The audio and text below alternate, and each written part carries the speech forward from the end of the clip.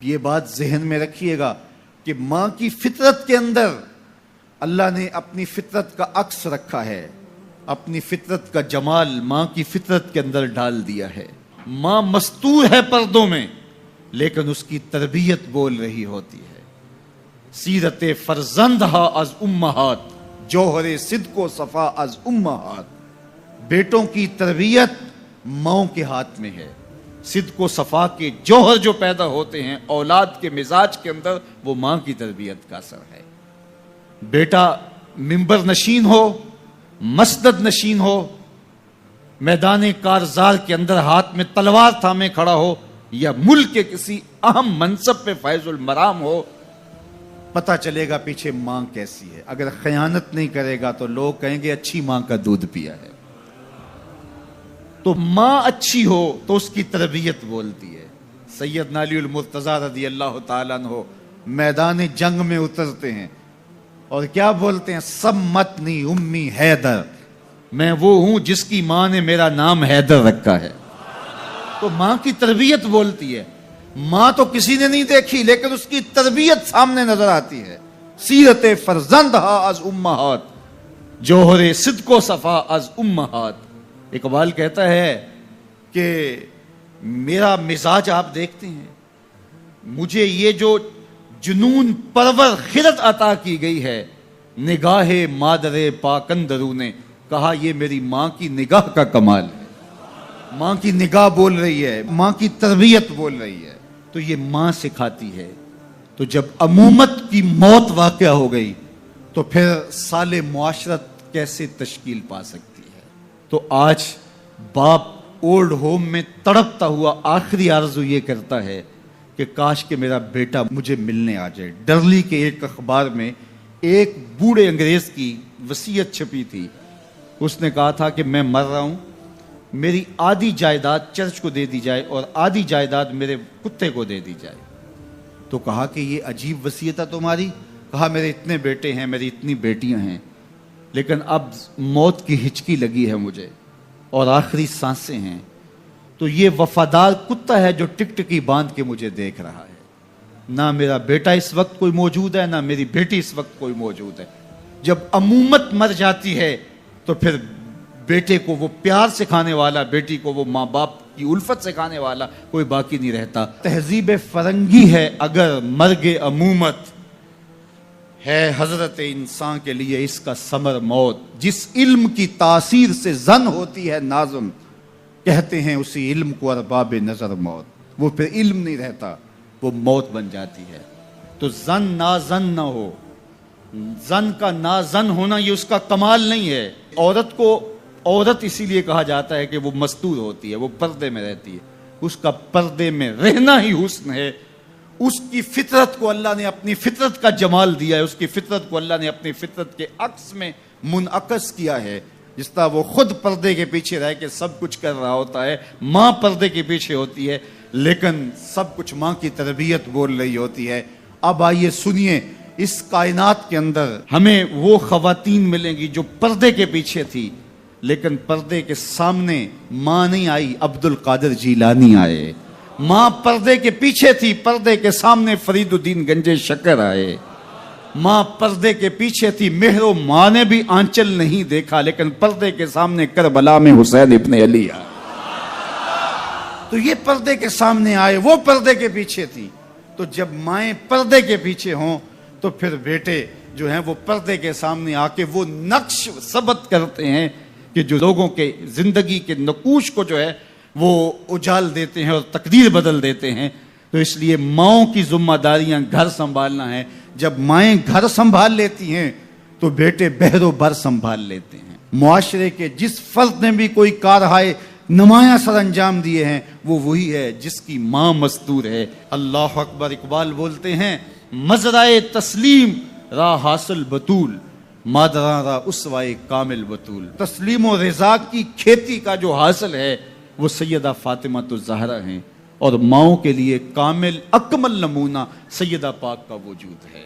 ان کی پرورش تسلیم و رضا کے ماحول میں ہوئی تھی، اور مزاج کیا ہے کہ ہاتھ سے چکی پیس رہی ہیں اور لبوں پر قرآن کے نغمے جاری ہیں۔ جب ماں چکی پیس رہی ہو اور لبوں پر قرآن ہو، جب آٹا گوندھ رہی ہو لبوں پر درود ہو، جب روٹی پکا رہی ہو اور لبوں پر حضور کی بارگاہ میں سلام ہو، تو پھر بیٹے حسین ابن علی ہی پیدا ہوں گے۔ اور ماں تھرکتے وجود دیکھ رہی ہو اور سکرین کے آگے بیٹھ کے آٹا گوندھ رہی ہو، تو بیٹے اداکار تو بن سکتے ہیں، اولیاء اوتاد اور اقطاب نہیں بن سکتے۔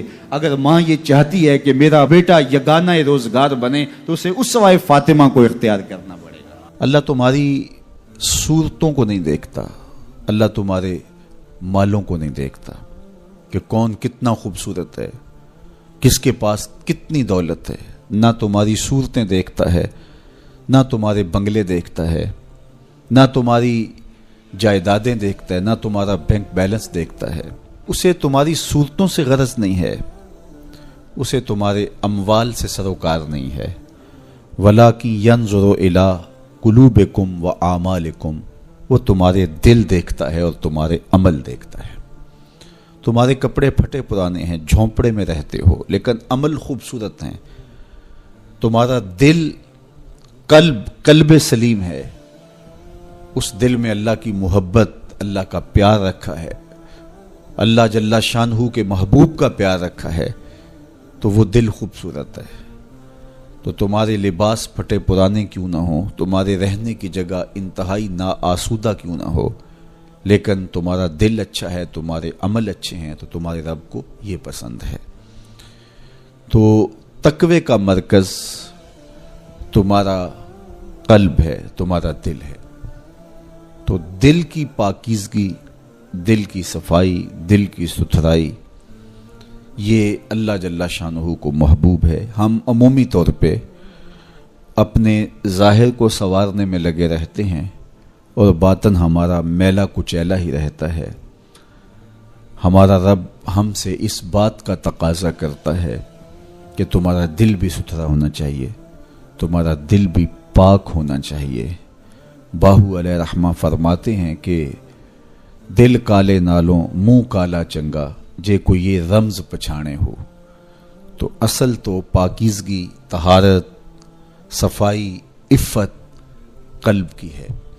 تو اس لیے اللہ تعالیٰ جل شانہ نے مومنین کے قلوب کی پاکیزگی، طہارت اور صفائی اور عفت کا تقاضا اہل ایمان سے کیا ہے۔ اللہ جل شانہ نے بندوں کو جو عزت، وقار اور شہرت عطا کی ہے، تو اس کا معیار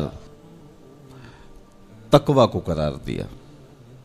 کون کتنا معزز ہے یہ اس کی دولت سے نہیں ناپا جا سکتا، اس کے قبیلے اور اس کے خاندان سے نہیں جانچا جا سکتا، اس کے لباس سے آپ یہ اندازہ نہیں کر سکتے کہ یہ معزز شخص ہے۔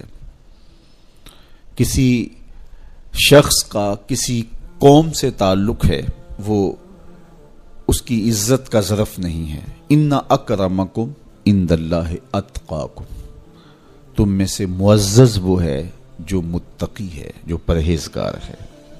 دیکھیے ابو لہب قریشی النسب تھا، لیکن خوبصورت ہونے کے باوجود، عالی مرتبت نسب رکھنے کے باوجود آج بھی اس پر لعنتیں برس رہی ہیں۔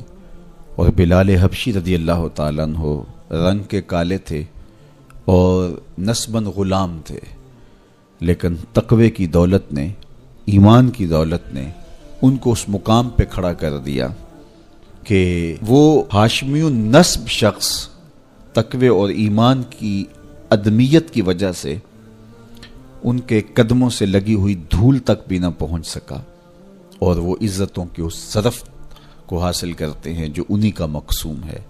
تو اسلام نے شرف کا معیار، عزت کا معیار تقوی قرار دیا ہے۔ تو اس لیے ہمیں تقوی کو حاصل کرنے کے لیے کوشاں رہنا چاہیے اور ایسے اعمال بجا لانے چاہیے کہ جس سے ہمیں تقوی حاصل ہو۔ قرآن مجید میں دوسرے مقام پہ ارشاد فرمائے، من کان فی ہذہ اعمی فہو فی الآخرۃ اعمی واضل سبیلا، جو اس دنیا میں اندھا رہا کل قیامت کے دن بھی وہ نابینا اٹھایا جائے گا۔ دنیا میں اندھا رہنے سے کیا مراد ہے؟ اس نے اپنے مقصد زندگی کو ہی نہ سمجھا، 60 سال کی، 70 سال کی، 50 سال کی زندگی عطا کی گئی تھی۔ یہ زندگی کیوں عطا کی گئی ہے؟ وہ منصوبہ بندی اس دنیا کی زندگی کے لیے تو کرتا رہا، سویر سے شام تک، شام سے سویر تک لگا رہا، جی میں اپنا مستقبل ٹھیک کر رہا ہوں۔ 18 19 20 سال تک اس نے پڑھا، دن رات محنت کی، پھر اس کے بعد ڈپلومے کیے، اس کے بعد اس نے ہنر سیکھا، پھر کاروبار میں آیا، دن رات ایک کر دیا، خوشیاں چھوڑیں، شادیاں چھوڑیں، دوست چھوڑے کہ بس میں اپنا مستقبل بنانا ہے۔ 30 سال کی زندگی میں اس کا مستقبل سیدھا ہوا، 45 سال کی زندگی میں بیماریوں نے حملے کر دیے، 50 سال کی زندگی میں انتقال کر گیا۔ 15 سال کا مستقبل تھا اس کا، جس کے لیے اس نے جو ہے وہ 35 سال 40 سال صرف کیے۔ یہ تھا اس کا ٹوٹل مستقبل۔ کسی کا 20 سال کا مستقبل ہوگا، کسی کا 30 سال کا ہوگا، لیکن وہ مستقبل کو بھول گیا جس کا ایک دن 50,000 سال کا ہے۔ 50 سال کا نہیں، 50-100 سال کا نہیں، قرآن بتاتا ہے 50,000 سال کا ایک دن، پھر نہ ختم ہونے والی زندگی۔ میاں صرف اس زندگی کو مقصود تو وہ سمجھے جس کا آخرت کا عقیدہ نہیں ہے، جو یہ یقین رکھتا ہے اللہ رسول پر، اس کو جو ہے وہ کامل یقین ہے، اور قرآن مجید پر اور حدیث طیبہ کے بتائے ہوئے ضابطے اس کو مستحضر ہیں، اور وہ جانتا ہے کہ آخرت ہے، ہم اعمال کی جواب دہی کے پابند ہوں گے۔ یہ دنیا آخرت کی کھیتی ہے، بوائی کا موسم ہے، آخرت کٹائی کا موسم ہے، تو وہ کیسے آخرت سے غافل رہ سکتا ہے؟ تو اگر وہ اس دنیا کی زندگی کو سمجھا نہ اور نابینا رہا تو کل قیامت کے دن بھی نابینا اٹھایا جائے گا۔ وَأَضَلُّ سَبِيلًا، یہ بھٹکا ہوا شخص ہے جس کو مقصد زندگی سے ہی آگے ہی نہیں ہے۔ ہمیں پیدا کیوں کیا گیا، ہم آئے کیوں؟ تو میاں ہم اس دنیا پر آئے ہیں تو ہمارے آنے کا کوئی مقصد تھا، مدعا تھا۔ اس مدعا کو حاصل کرنے کے لیے ہمیں دن رات کوشاں رہنا چاہیے، استغفار کریں، تقوی کے خوگر ہو جائیں، شکر کرنے کی عادت ڈالیں۔ جو شکر کرتے ہیں اللہ تعالیٰ ان کو اور زیادہ عطا فرماتا ہے۔ اس طرح دوسروں کی پریشانیاں دور کریں، اللہ آپ کی پریشانیاں دور کرے گا۔ بانٹنے کا مزاج پیدا کریں، آپ کے پاس جو بھی ہے بانٹ دیں، علم ہے تو بانٹیں، خوشیاں ہیں تو بانٹیں، آپ کے پاس دولت ہے تو لوگوں کے دکھ اس دولت سے دور کرنے کی کوشش کریں۔ جب آپ بانٹنا شروع کر دیں گے تو آپ کا رب آپ کو عطا کرنا شروع کر دے گا۔ جو آپ نے دیا ہے، جو بانٹا ہے، وہ بھی آپ کا نہیں تھا، وہ بھی تمہارے رب نے تمہیں دیا تھا، لیکن اس کے بدلے میں جو عطا کرے گا، اللہ اکبر۔ کسی نے کہا کتنا دینا چاہیے، تو کہا اگر تم گن گن کے دیتے ہو تو پھر ایسے ملے گا، اگر بے حساب دیتے ہو تو وہ بھی بے حساب عطا کرے گا۔ وہ کسی زمانے کے اندر کنووں سے زمینوں کو سیراب کیا کرتے تھے، کنویں سے پانی نکال کر کے سیرابی ہوتی تھی۔ بعد میں یہ ٹیوب ویل آ گئے تو میرے بزرگ فرمایا کرتے تھے کہ کنویں جا کے دیکھو، ان کا پانی بہت نیچے چلا گیا اور بہت گدلا ہو گیا۔ ان کا پانی تو شفاف تھا اور وافر اور فراواں تھا، اب گدلا ہو گیا اور بہت نیچے چلا گیا۔ تو فرمایا کرتے تھے کہ جب یہ کنویں اپنا فیض باہر دیتے تھے، نیچے سے چشمے پھوٹتے تھے، سوتے پھوٹتے تھے، اور اللہ ان کو عطا کرتا تھا۔ جب انہوں نے باہر دینا چھوڑ دیا تو اللہ نے بھی ان کو عطا کرنا چھوڑ دیا۔ اس لیے تم اگر دیتے رہو گے تو سوتے پھوٹتے رہیں گے، کبھی ختم نہیں ہوگا۔ اس لیے اللہ کی راہ میں بانٹنے کا مزاج پیدا کرو جو آپ کے پاس ہے۔ اللہ اکبر۔ میرے حضور نے تو فرمایا کہ تم راستے سے گزرتے ہوئے کوئی چیز جو راستے میں رکاوٹ بن رہی ہو، اس کو راستے سے ہٹا دو تو یہ بھی صدقہ ہے۔ اور کچھ نہیں کر سکتے، کسی کو ہنس کے مل پڑو، مسکرا کے کسی سے بات کر لو، تو فرمایا یہ بھی تمہارا صدقہ لکھا جائے گا۔ یہ نیکی بھی چھوٹی نہ سمجھنا، یہ بھی بہت بڑی نیکی ہے۔ تو جو آپ کے پاس ہے وہ بانٹو، تو انشاءاللہ آپ کو اللہ اور عطا کرے گا، اور زندگی کے اندر ایک تمانیت کا نور اور ایک اجالا پیدا ہوگا۔ اللہ جل شانہ ہم سب کو خوشگوار، مطمئن، پاکیزہ اور خوبصورت زندگی کا نور عطا فرمائے۔ ہر سال رمضان المبارک آتا ہے اور گزر جاتا ہے، اور ہم جہاں ہوں وہیں کے وہیں کھڑے رہتے ہیں یا 2 قدم پیچھے سرک جاتے ہیں۔ تو ہمیں سوچنا چاہیے زندگی بار بار نہیں ملتی، یہ اللہ کی نعمت ہے، یہ اللہ کی کرم نوازی ہے۔ تو زندگی کے جس مرحلے پہ بھی ہیں، بچپن ہے، لڑکپن ہے، جوانی ہے، بڑھاپا ہے، सन्ने कहूलत है, जहाँ भी खड़े हैं आप देखें कि गुजरे हुए कल से आने वाला कल बेहतर नहीं है तो आप हलाकत की तरफ सफ़र कर रहे हैं, और अगर आपके गुजरने वाले दिन से आने वाला दिन बेहतर है तो ये आपके लिए रहमत और राहत का ज़रिया है। तो इसलिए मैं और आप देखें कि हम रमज़ानुल मुबारक से क्या ये मतलूबा फ़वाइद हासिल कर सकते हैं, कर रहे हैं या नहीं। तो हम अपना जायज़ा लें। अभी पूरा महीना हमारे पास पड़ा हुआ है, हम अज़्म करें कि हम अपनी ज़ुबान को कंट्रोल करेंगे, हम बुरी मजलिस में नहीं बैठेंगे, हम अपनी आँखों पर हया के पहरे बैठाएंगे, अपने ख़यालात को काबू में रखने की कोशिश करेंगे, भूख और प्यास से नफ्स अम्मारा की ख्वाहिशात कम होंगी और शैतान के बनने की वजह से गुनाह के इम्कानात कम हो जाएंगे, नेकी के माहौल पैदा हो जाने की वजह से अच्छाइयों के रास्ते मिलेंगे। तो हम इस माह रमज़ानुल मुबारक को इस तरह से गुजारें कि हम एक नई ताज़ा और ख़ूबसूरत ज़िंदगी लेके माह रमज़ान के बाद जो है वो अपने आप को खैर की राहों पे महसूस करें। ये एक अल्लाह ताला ने हमारे लिए ऐसा महीना रखा है जिसमें हम असरे नौ अपनी ज़िंदगी को मुरतब करते हैं। ये एक नया ट्रेंड सेट करता है ये महीना, और ये माह मुबारक हमारी ज़िंदगी के अंदर जो है वो एक नज़म पैदा करता है। इसमें हम जो है वो अल्लाह से, उसके रसूल से, किताबुल्लाह के साथ, नेक लोगों के साथ, मस्जिद के साथ, कुरान मजीद के साथ जुड़ जाते हैं। और अगर हम उसके अंदर पूरा खुलूस और पूरी लिल्लाहियत को शामिल करके अपने आप को संवारने के पूरे अज़म के साथ अल्लाह से तौफीकात मांगते रहेंगे तो फिर हम इस सांचे से एक सुथरे, पाकीज़ा और ख़ूबसूरत इंसान बन के निकलेंगे। तो इसलिए हमें चाहिए कि ये मुबारक महीना जो अल्लाह ने हमें नसीब किया, इस महीने को अच्छे तरीके से हम गुजारें। तक़वे का हुसूल जो इस महीने के रोज़ों का मकसूद है वो हम अपने अंदर पैदा करें, और माह सियाम का माहौल तकवा देता है, माह सियाम का बातनी नूर तकवा देता है, माह सियाम के अनवार तकवा देते हैं। रोज़ा तकवे की नशअत का ज़रिया है, तकवा पैदा करता है तबा के अंदर, और एक नई खूबसूरत ज़िंदगी का आगाज़ होता है। तो मैं अपने जुमला नाज़रीन से, जुमला नाज़रात से, सामीन और सामियात से ये कहूँगा कि वो इस मुबारक महीने की बरकतों को खूब खूब लूटें और पूरी तरह से इसके अनवार को अपने अंदर जज्ब करें। जो रोशनियाँ और जो फ़ज़ाओं के अंदर नूर बिखरा हुआ है उसको अपने अंदर उतार लें और पूरी तरह से अपने अंदर उसको जज्ब कर लें। पूरा महीना जब एक पाकीज़ा माहौल में आप रहेंगे और शुरूर से, शर से, बुरी मजलिसों से, बुरे जलीस से आप बचने की कोशिश करेंगे तो एक महीना तबा के अंदर एक मुअस्सर तब्दीली लाने के लिए काफ़ी होता है। और फिर अल्लाह ताला ने हमारे लिए ये करम नवाजी किया है कि हर अमल का अजर 70 गुना बढ़ा दिया है। तो गोया हम एक कदम उठाते हैं तो 70 कदम आगे बढ़ जाते हैं। तो ये हमारा सफ़र तेज़ कर दिया जाता है और हम तेज़ी के साथ चल रहे होते हैं, और एक महीना गोया 70 महीनों के बराबर हो जाता है। तो 70 महीने मुसलसल बंदा एक नेकी के माहौल में रहे तो उस सांचे से जब बाहर निकले तो फिर वो कैसा निखरा हुआ और पाकीज़ा इंसान होगा। तो इसलिए हमें इस एक महीने को पूरी तवज्जो के साथ सर्फ करना चाहिए और इसके एक एक लम्हे की कदरदानी करनी चाहिए। तो देखना फिर ये महीना किस तरह ज़िंदगी के अंदर एक नई खूबसूरत तब्दीली पैदा करता है।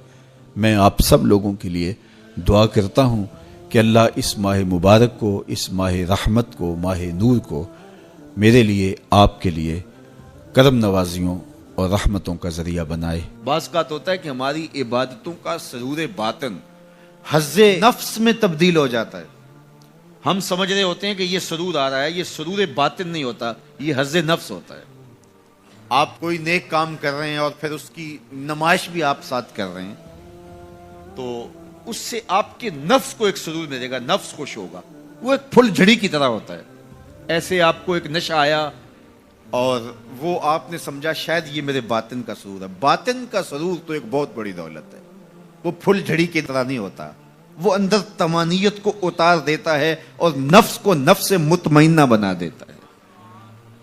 تو یہ جو لوگوں کی مدد کر رہے ہیں اور تھیلا ان کو آٹے کا دے کر کے 10 اخباروں میں تصویریں چھپوا رہے ہیں اور پھر اس کو دوستوں کے اندر شیئر کر رہے ہیں اور وہ ماشاءاللہ لکھ رہے ہیں, تو وہ حظ نفس ہے, وہ حظ نفس ہے, وہ حظ روح نہیں ہے, وہ قرار باطن نہیں ہے, وہ تسکین قلب نہیں ہے.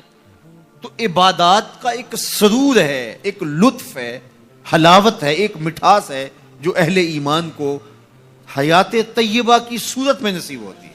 تو جب عبادت کا روحانی لطف آنا شروع ہو جائے, جب ان کا سرور باطن نصیب ہونا شروع ہو جائے, تو پھر سمجھ لینا کہ اللہ ہماری عبادتوں کو قبول کر رہا ہے اور ایک مطمئن اور پاکیزہ زندگی ہے.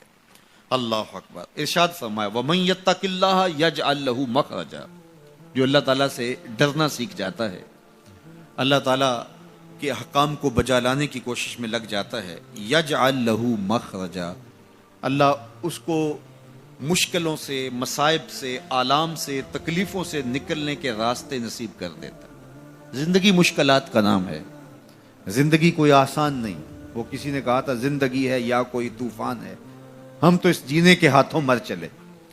تو زندگی ایک مشکل مرحلہ ہے, لیکن جب بھی مشکل آتی ہے اللہ کوئی راستہ عطا کر دیتا ہے اور آپ کو آسانی سے اس مشکل سے نکال دیتا ہے. وہ مشکل آپ کے لیے ذلت کا ذریعہ نہیں بنتی, بلکہ اس مشکل کی کوکھ سے ایک راستہ نکلتا ہے اور جو ہے وہ روشنی پھوٹتی ہے. تو یہ ہے اللہ کی طرف سے تمہارے لیے ایک مخرج, اللہ تمہارے لیے ایک راستہ نکالتا ہے.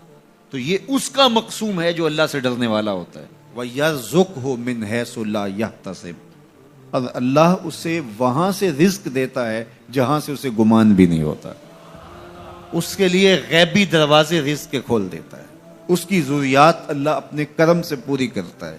اللہ سے ڈرنا سیکھ جاؤ, مشکلات آسان ہو جائیں گی, تکلیفیں آسان ہو جائیں گی, مشکلات سے نکلنے کے راستے کھلنا شروع ہو جائیں گے, آلام و مصائب کے پہاڑ راستے سے ہٹنا شروع ہو جائیں گے. یہ اللہ تعالیٰ جل شانہ کا یہ ایک نظم ہے. وہ 3 اشخاص کی کہانی تو آپ جانتے ہیں جو غار میں پھنس گئے تھے, پھر انہوں نے اپنے صالح اعمال کا وسیلہ اللہ کی بارگاہ میں پیش کیا اور پتھر سے رکھنا شروع کیا. تو اللہ فرماتا ہے کہ میں راستے نکال دیتا ہوں اور وہاں سے رزق دیتا ہوں جہاں سے اسے گمان بھی نہیں ہوتا. وَمَن يَتَوَکَّلْ عَلَى اللَّهِ فَهُوَ حَسْبُهُ, اور جو اللہ پر بھروسہ کر لیتا ہے اللہ اس کے لیے کافی ہو جاتا ہے. یہ ان لوگوں کا مقصوم ہے, ان لوگوں کی کہانیاں ہیں جو اپنی زندگی کو اللہ کے راستے پہ ڈال دیتے ہیں.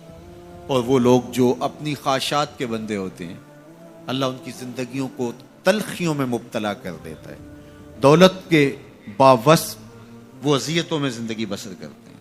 ارشاد فرمایا وَمَنْ عَرَضَ عَنْ ذِکْرِی, جو میرے ذکر سے اعراض کرے, میری یاد سے منہ پھیر لے, میرے بتائے ہوئے احکام پر عمل کرنے کی بجائے ان سے روگردانی کرنے کا مزاج پیدا کر لے, فَإِنَّ لَهُ مَعِیشَةً ضَنْکَ, ہم اس کی معیشت تنگ کر دیتے ہیں.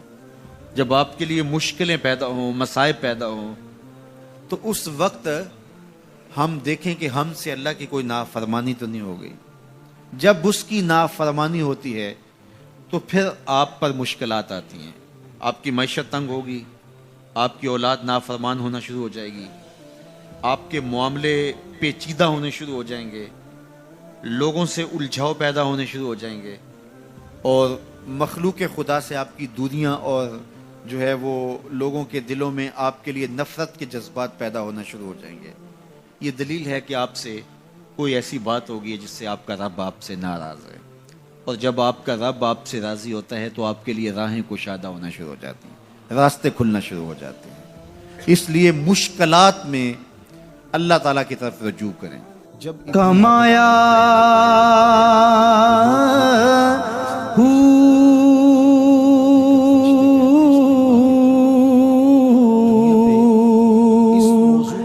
نام بھج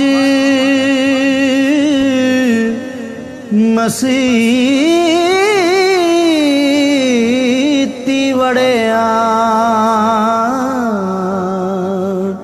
نا تسبا اس نے پیچھے کیا چھوڑا, لیکن فرشتوں کی مجلس کے اندر یہ عنوان چھڑا ہوتا ہے اس نے آگے کیا بھیجا.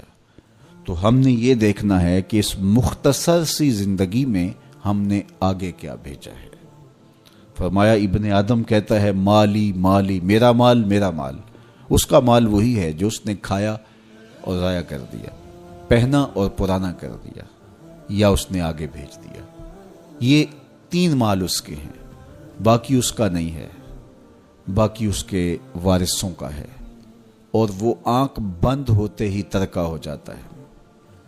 اور یہ جو بہت بڑا نام تھا، بہت بڑی شناخت تھی، بہت بڑے عہدے اور منصب کا مالک تھا، یہ روح نکلتے ہی میت بن گیا.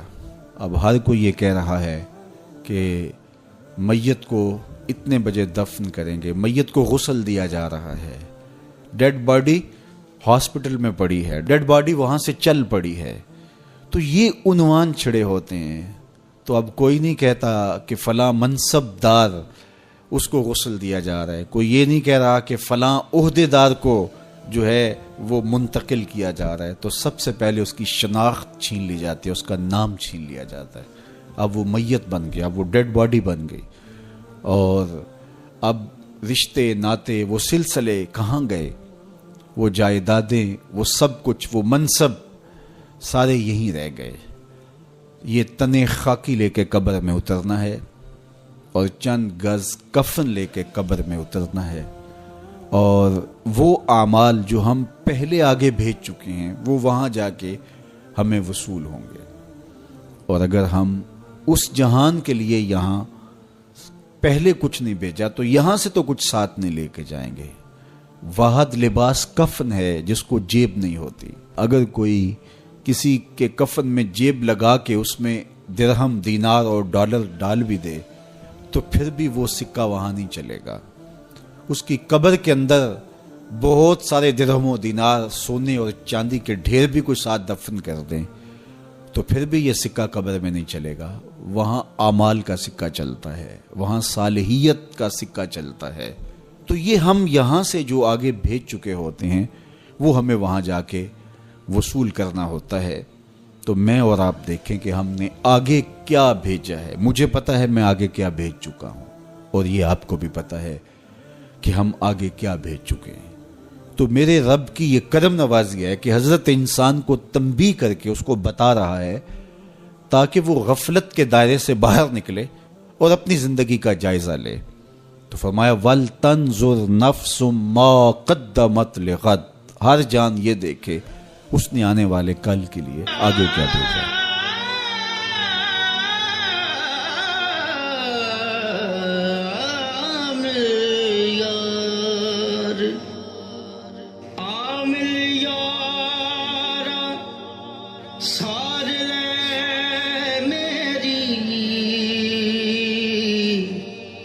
جان دکھاں